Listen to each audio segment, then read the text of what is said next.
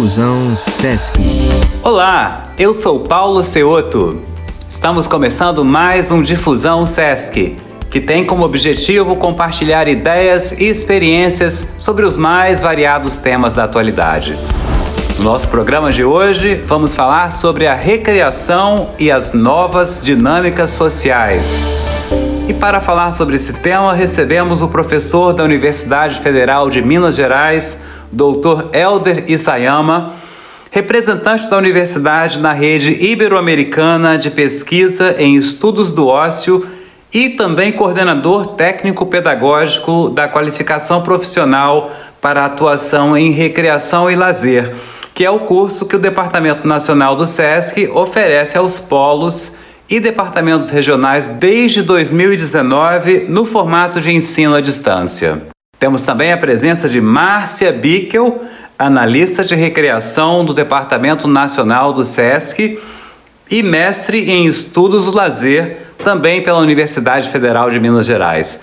Sejam muito bem-vindos, pessoal! Obrigado, Paulo. É um prazer estar com vocês aqui hoje também. Obrigada pela oportunidade, Paulo. Vamos começar a nossa conversa, na verdade, definindo um pouquinho o que é recreação. As pessoas, às vezes, têm umas ideias um pouco diferentes, né? Então, eu queria que vocês definissem, talvez o professor pudesse falar pra gente o que é recreação, efetivamente. Bom, Paulo, pergunta bem interessante, né? Eu queria, primeiro, informar que eu estou falando como um professor universitário que tem pesquisado essas ideias de recreação e de lazer. Eu quero iniciar dizendo que a ideia de recreação, ela entra no Brasil na década de 20, né, 1920, por aí, junto com a perspectiva da Escola Nova. Foi um movimento aí que tinha a proposta de um novo olhar sobre a educação, e essa perspectiva era focada aí nos anseios e nas necessidades das crianças e da infância, e vinha questionando um modelo tradicional de educação adotado no país. E a recreação, então,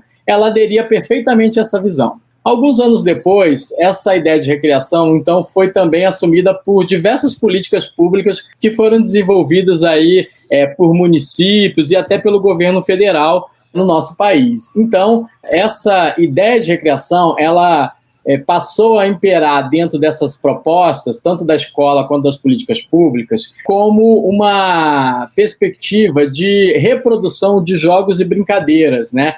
Que tinha uma ênfase, era marcada uma ênfase em aspectos técnicos e aspectos operacionais. Então, até a década de 60 e 70, a gente tinha, então, um entendimento no nosso país de que lazer era um tempo e a recreação eram as atividades que ocupavam esse tempo. E aí, a recreação, em muitas dessas ações que eu destaquei aqui, ela era citada como uma função, um papel na ocupação do tempo das pessoas, principalmente como forma de afastar essas pessoas da marginalidade, da violência, do uso de álcool e de drogas, enfim, nessa perspectiva que a recreação ela foi muito utilizada.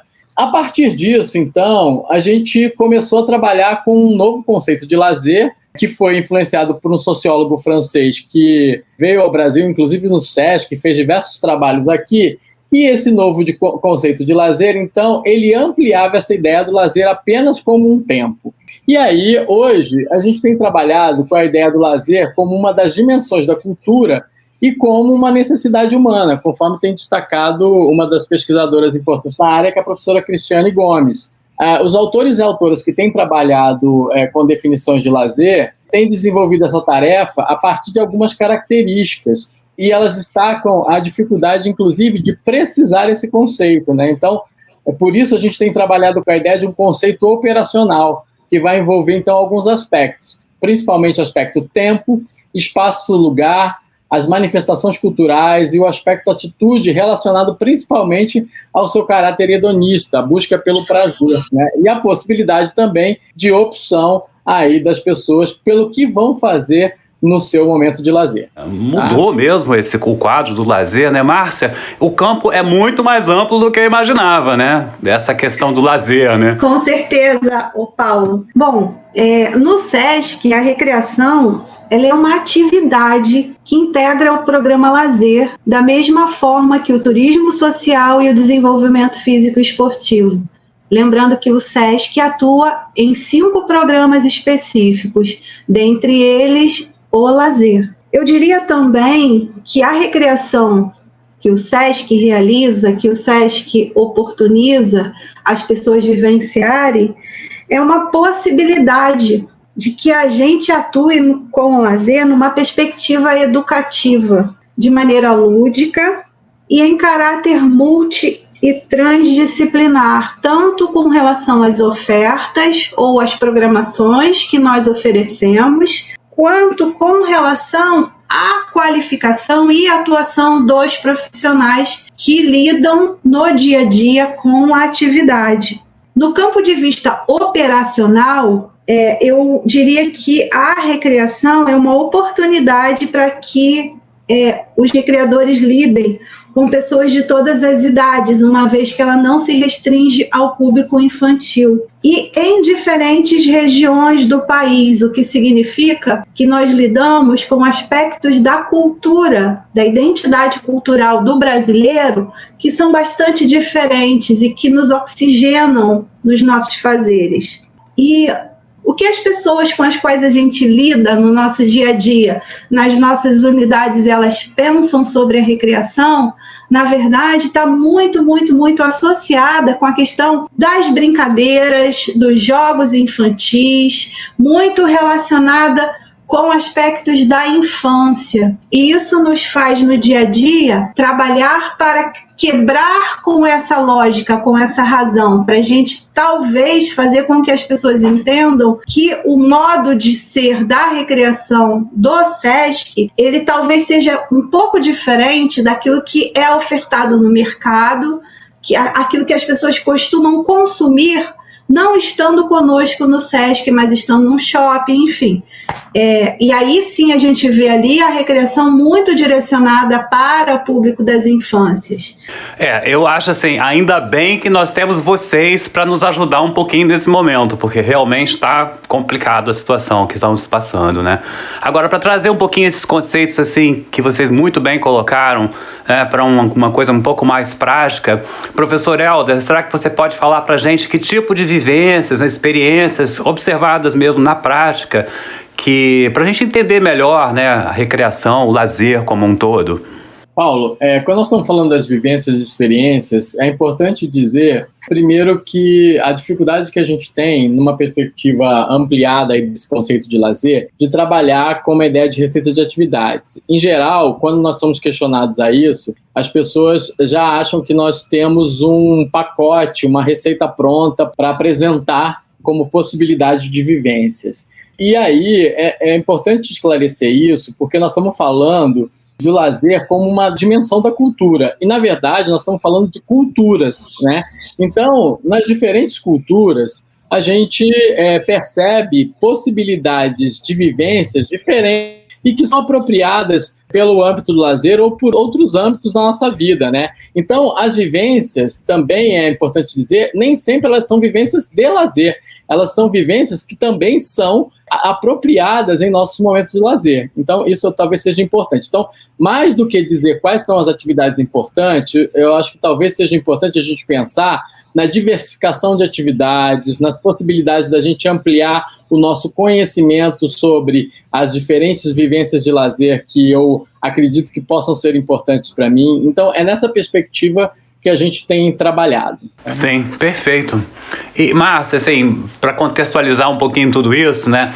Fala pra gente, assim, alguns aspectos, né, que você acha relevante da tua trajetória sobre recreação, sobre o lazer. Como é que o trabalho acontece efetivamente, né? Então, para eu contar um pouco da minha trajetória com a recreação no programa Lazer do SESC, eu acho importante falar um pouquinho sobre o meu lugar de fala.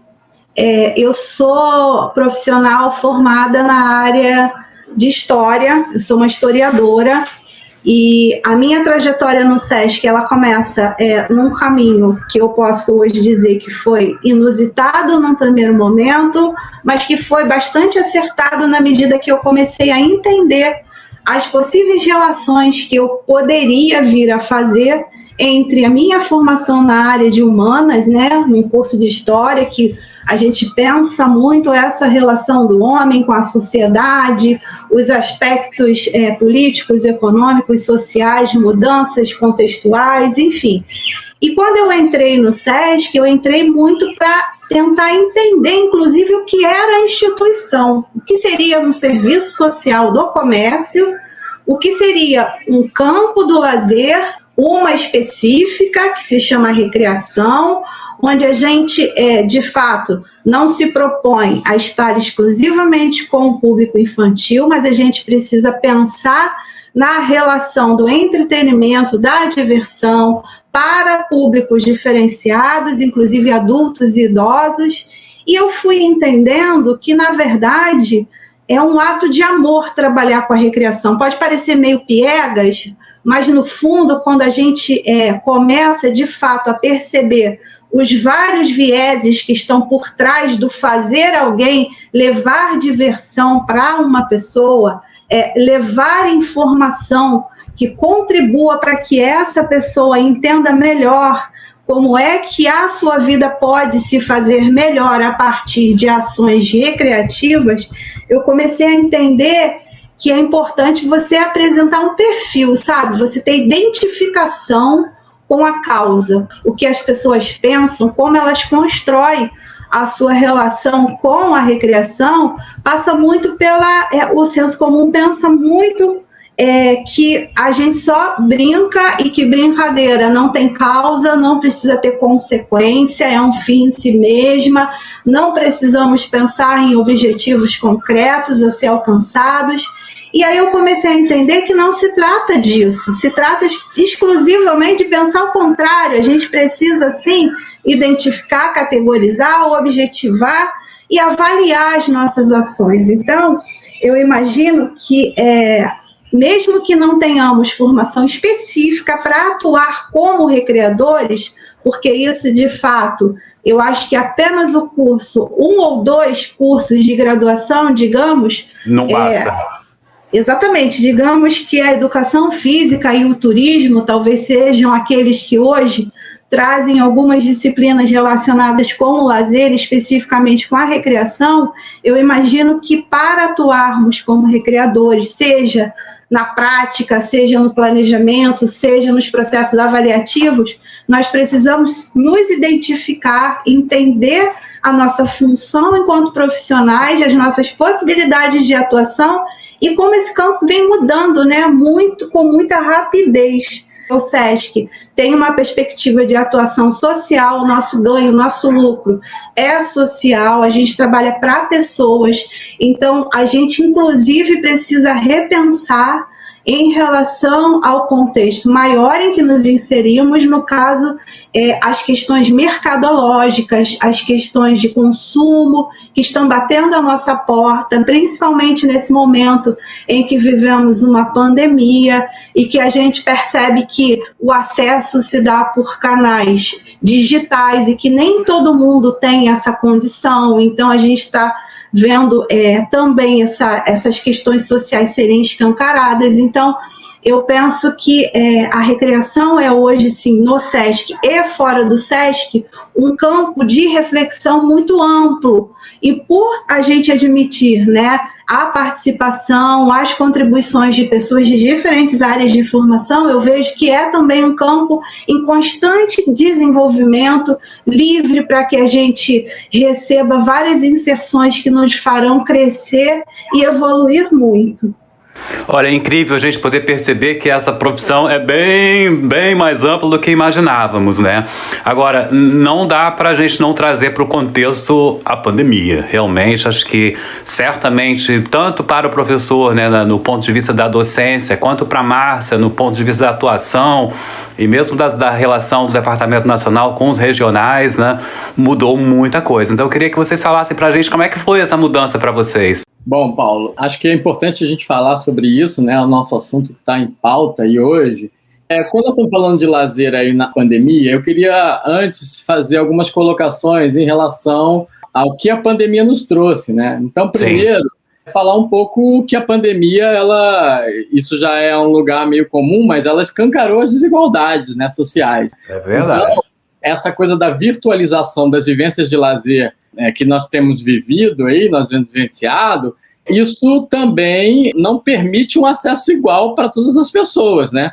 Não é todo mundo que tem uma boa qualidade de acesso à internet, não é todo mundo que tem internet para começar. Com certeza. E isso fez com que algumas pessoas tivessem acesso a alguns conteúdos, algumas possibilidades de lazer a partir da virtualização e outras não. Uma outra coisa que eu também queria destacar na pandemia é que assim, a gente vai observando qual que é o lugar que o lazer está colocado dentro da prioridade das pessoas, dos governos, né? Então, por exemplo, o que a gente vê nas políticas de controle da pandemia é o fechamento dos espaços de lazer. E aqui eu não estou querendo fazer uma defesa de que esses espaços devam ficar abertos. Eu não estou falando isso porque eu acho que isso realmente ajuda na propagação do vírus. Mas as políticas não deveriam hierarquizar as dimensões da nossa vida. A gente precisava pensar em políticas que também limitasse o trabalho, que limitasse que o trabalhador pegasse o ônibus lotado todo dia e fosse trabalhar. Sim. É preciso se pensar nesse contexto de pandemia.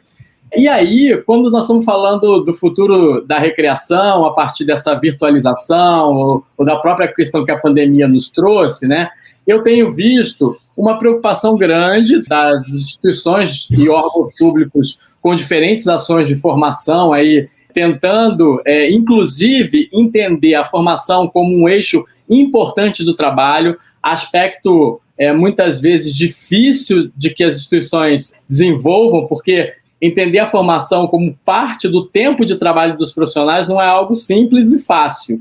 A gente tem lutado um pouco por isso. A gente tem visto que essa virtualização das propostas, dos processos de formações, elas devem começar a fazer parte aí dos processos de formação de profissionais que vão atuar no âmbito da recreação. Agora, a gente tem que tomar um cuidado.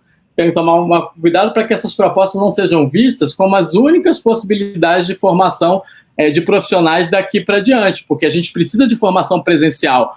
O lazer, de certa forma, ele pode ser virtual, mas ele envolve também uma questão que é presencial. Então, a gente espera que essa pandemia ela passe e que a gente volte a fazer as nossas atividades. Como a Márcia disse, o lazer ele envolve uma certa relação pessoal, de sociabilidade. Todas essas questões estão colocadas aí quando nós estamos pensando na questão do lazer. Então, acho que a gente precisa trabalhar nessa virtualização nesse momento, mas a gente precisa pensar sobre onde o lazer está colocado dentro desse contexto. Sim, me parece quase impossível transferir todas as atividades do lazer para um mundo virtual, né?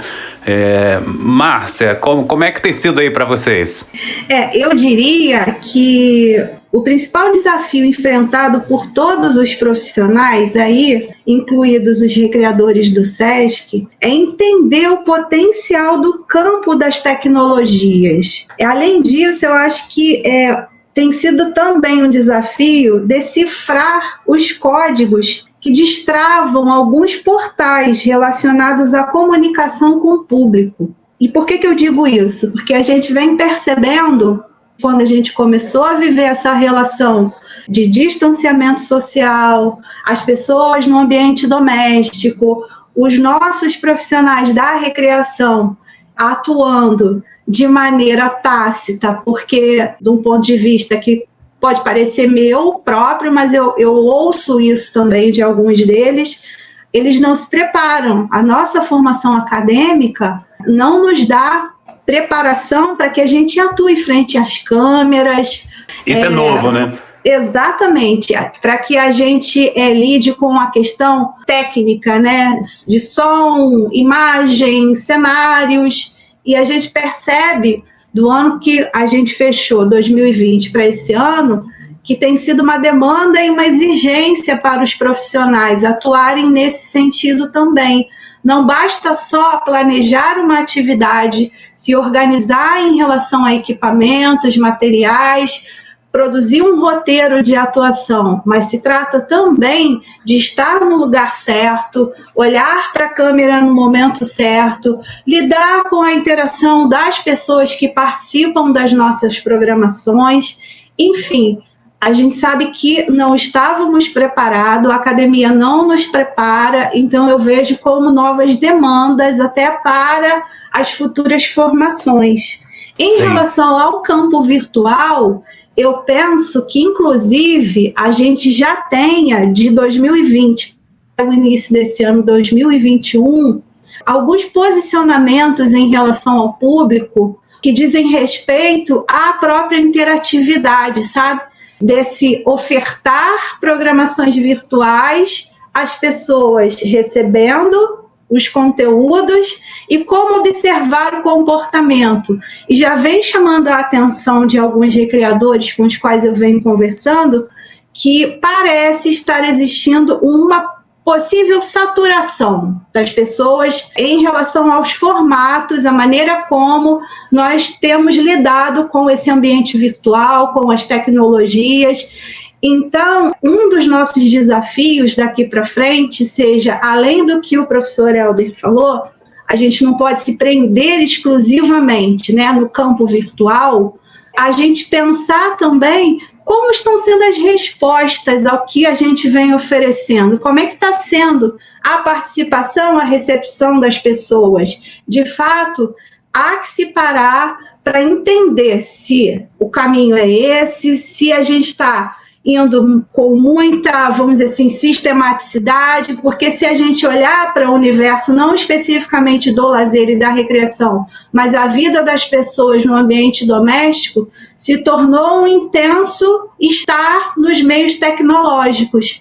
Então, eu acho que nesse cenário é muito importante, no começo desse ano, a gente já reflita sobre as nossas intenções, os nossos objetivos, as nossas propostas em relação ao que o público vem nos sinalizando.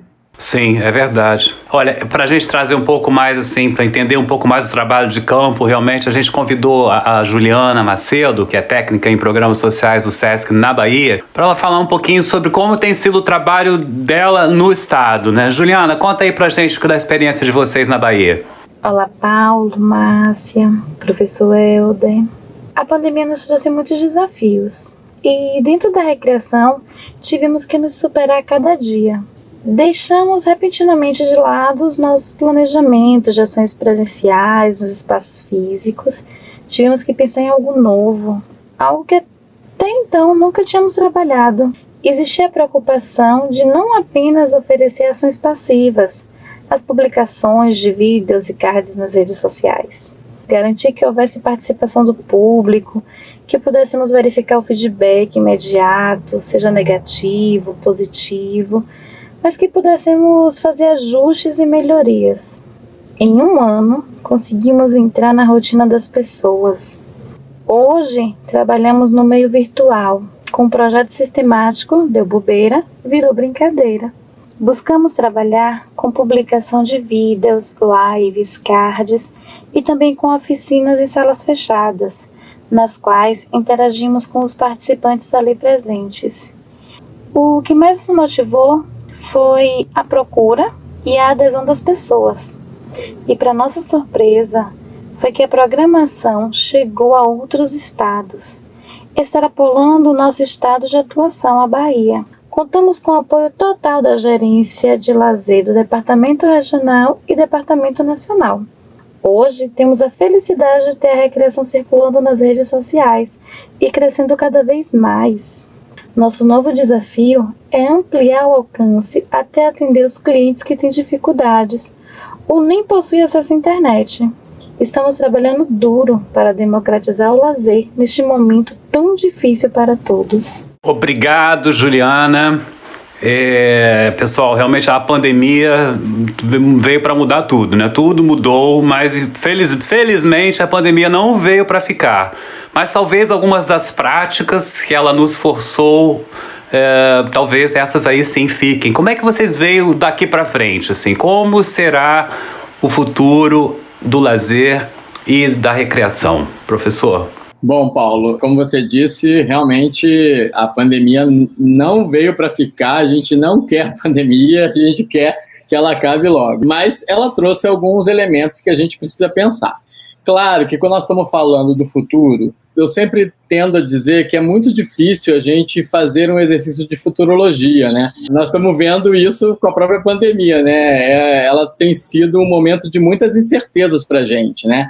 Então, é difícil a gente perspectivar o que vai acontecer no futuro, né? A gente não tem uma bola de cristal para poder dizer isso. Claro. Mas a gente pode pensar em alguns caminhos, inclusive a partir do que a pandemia tem nos mostrado, como você mesmo disse. Então, duas coisas que eu acho que... Eu tenho visto alguns trabalhos que estão sendo publicados em relação ao que as pessoas têm feito no lazer a partir da pandemia, e a gente já citou aqui em vários momentos, é uma perspectiva de residencialização das vivências de lazer, digamos assim, e de virtualização das vivências de lazer. Talvez essas duas coisas são coisas que a gente vai precisar pensar no futuro da profissão, né? Por que as pessoas estão ficando mais em casa? O que elas estão fazendo em casa? Como elas estão equipando as suas casas, as suas residências para as vivências de lazer? E os processos de formação precisam pensar um pouco mais sobre isso. Isso não quer dizer que as pessoas vão, a partir de agora, ficar em casa. Não é isso, mas eu acho que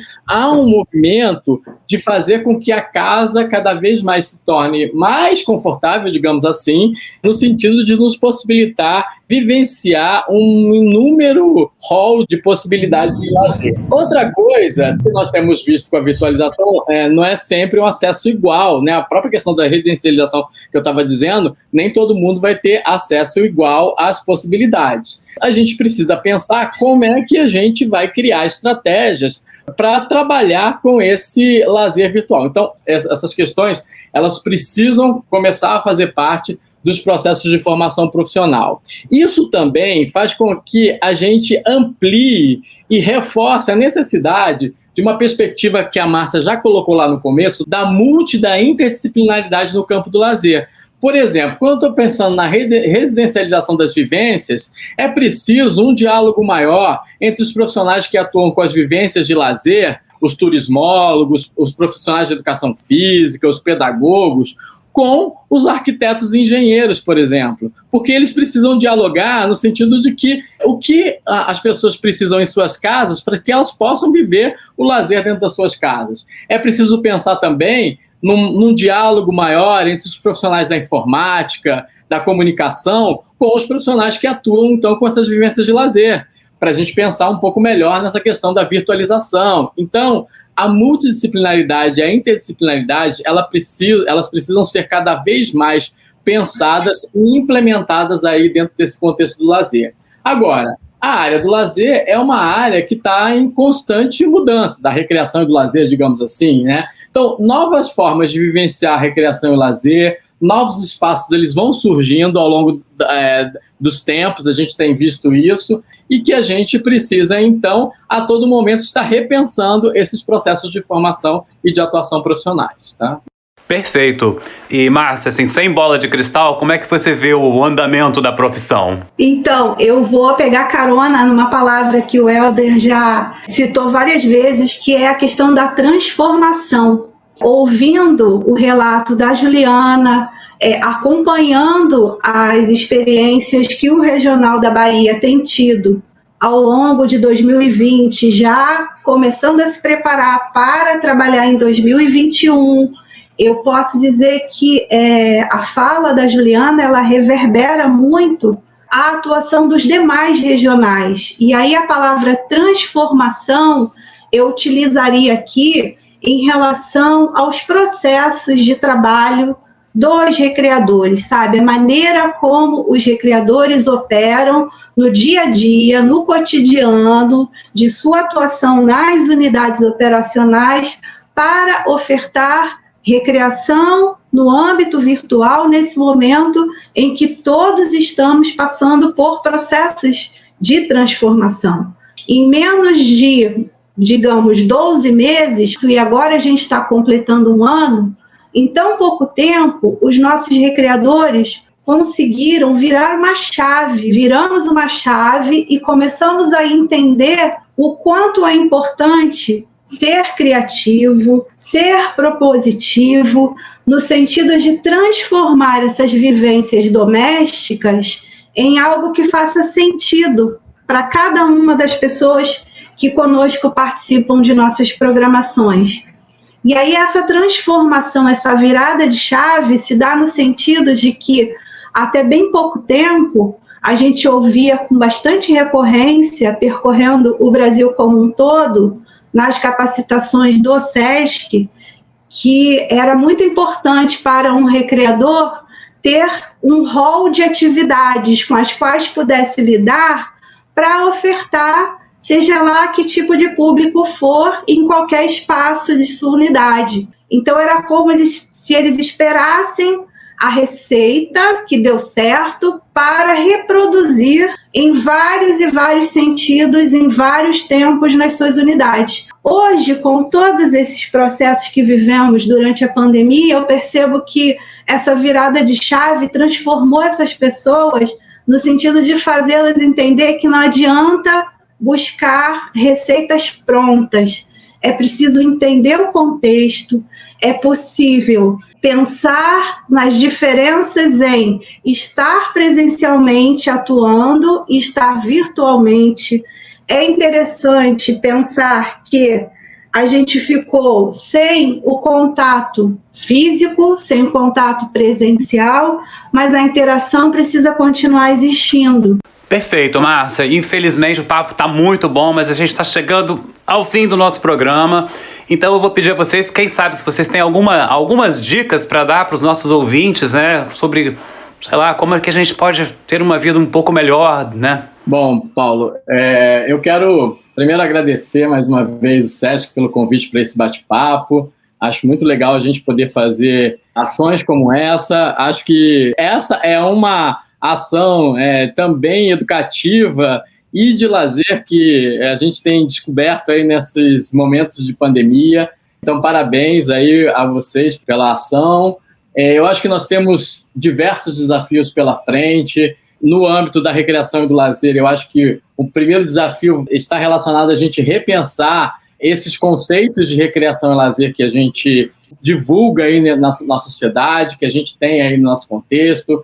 Nós precisamos pensar também que o lazer ele não está desvinculado das outras esferas da nossa vida. Então, se a gente sofre dificuldades de acesso a trabalho, a uma série de direitos que as pessoas têm, pelo menos garantido pela nossa Constituição, a gente tem que pensar que o lazer também é um direito, que as pessoas que sofrem dificuldades e barreiras para essas vivências vão sofrer também para o lazer. Então, o lazer ele está vinculado a todas essas outras esferas da nossa vida, a universidade, o SESC, então várias instituições, vários órgãos têm tentado pensar isso, né? Então acredito que a gente já tenha visto muitas mudanças aí em termos da qualidade da ação de profissionais nesse âmbito da recreação e lazer nos últimos anos, mas eu tenho uma perspectiva aí de que a gente pode ainda trabalhar muito mais. Então é isso. E muito obrigado. Obrigado a você, Helder. É um prazer mesmo tê-lo aqui no programa. Complementando o que o professor Helder disse, eu acho que para uma vida melhor, a gente precisa de pessoas melhores. E como transformar pessoas em pessoas melhores? Esse é o grande desafio, não só do SESC, mas eu acho que das políticas públicas. É um comprometimento de vários segmentos profissionais, mas eu acho que para termos pessoas melhores, é importante, é necessário e é urgente pessoas que se escutem, pessoas que se respeitem, pessoas que dialoguem e pessoas que queiram e que pretendam estar juntas, sabe? Então, eu acho que o SESC contribui muito para essa proposição se concretizar, no sentido que a gente tem um diálogo muito democrático com vários setores da sociedade. Eu acho que o campo do lazer é um campo que é absolutamente propício a diferentes contribuições, a diferentes falas, a muita reflexão, e eu vejo que tudo que a gente vem vivendo é aprendizado para nós, é aprendizado para o público, inclusive é aprendizado para a própria instituição, para a cultura organizacional. Então, que a gente não se perca, né, que ninguém solte a mão de ninguém nesse momento. O que eu posso dizer para a recreação, para os recreadores que vão nos ouvir daqui para frente, é que a nossa estrada está só começando. Vamos em frente. Obrigada, eu agradeço a participação, o convite. Foi muito bom conversar com vocês. Obrigado a você, Márcia Bickel. Obrigado, professor Helder Isayama. E obrigado a todos que nos acompanham aí pelo Brasil afora. E até o nosso próximo podcast Difusão Sesc. Difusão Sesc.